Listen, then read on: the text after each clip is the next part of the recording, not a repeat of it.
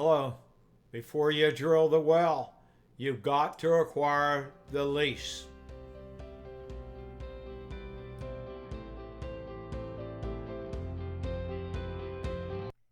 Let's look at the type of mineral ownership in the U.S. There is private ownership, state ownership, federal ownership, and Native American ownership. Private ownership of land in the United States accounts for approximately 2/3 of all land. Let's look at the property rights of landowners. There is the fee simple ownership, most often called a fee, which is ownership of the land, surface, and minerals. There is surface ownership, sometimes referred to as a fee in the surface, owns only the surface, not the minerals below the surface. There is the mineral owner, sometimes referred to as the mineral fee, is where the mineral owner only owns the minerals and not the surface land. The owner of the minerals is the only one who has the right to lease the minerals for oil and gas. There is the royalty owner. The royalty owner owns a portion of the oil or gas that is produced from the land. And then one might have an overriding royalty interest. This is like a royalty in that it is an interest in oil and gas after it is produced from the lease. However, it differs from a royalty interest in that it comes out of working interests, or that part of production that goes to the person who has acquired the lease rather than to the landowner.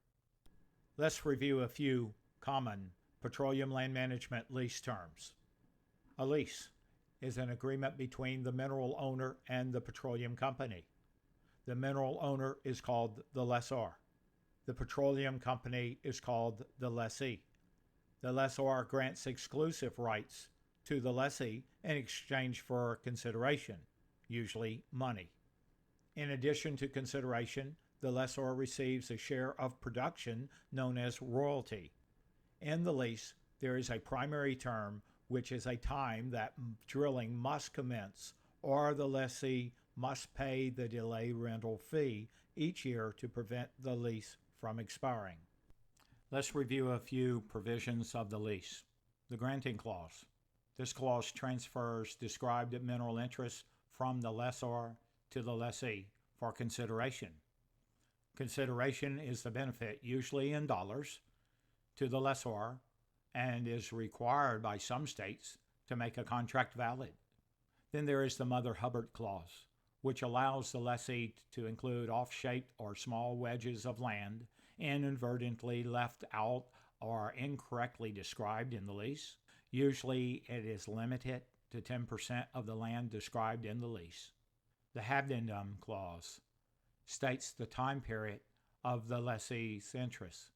Royalty is a share of production profits free of expenses except for taxes and marketing expenses. And then there's the shut-in royalty clause.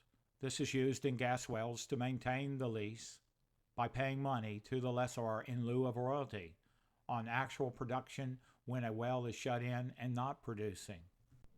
There is the pooling and unitization clause.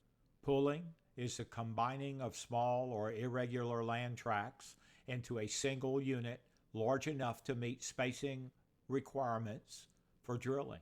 Unitization is the combining of lease tracts on a field-wide or reservoir-wide basis so that the tracts may be handled as a single unit for operations. There is the delay rental clause.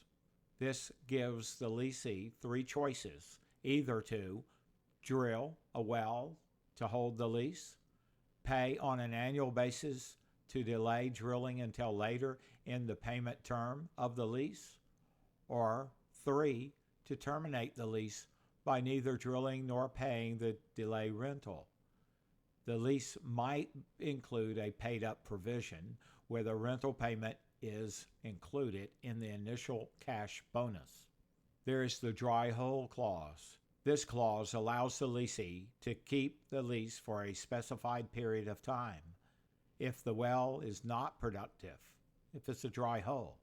At the conclusion of the specified time period, The lessee must either begin to drill a new well or pay the delay rental to hold the lease. There is also the Continuous Development Clause. The clause allows the operator to develop the lease beyond the primary term of the lease up to the number of wells permitted by law. There is the Assignment Clause. This clause allows the transfer of interest to another party in the lease, either by the lessor or the lessee. There's the Damage Clause. This clause makes the lessee liable for damages or losses suffered because of drilling or production. There is the Force Majeure provision. This provision allows the lease to remain in force if the lessee cannot meet the lease conditions because of delays caused by an act or acts of God. An act of God could include hurricanes and other natural disasters. And the last clause we'll discuss is the Warranty Clause, which guarantees clear title to the lease. However, there is usually a Proportionate Reduction Clause, which covers situations where the lessee owns less land or mineral rights than is described in the original property description. Remember, a lease is a legal document, and there can be other provisions, other clauses written into the lease.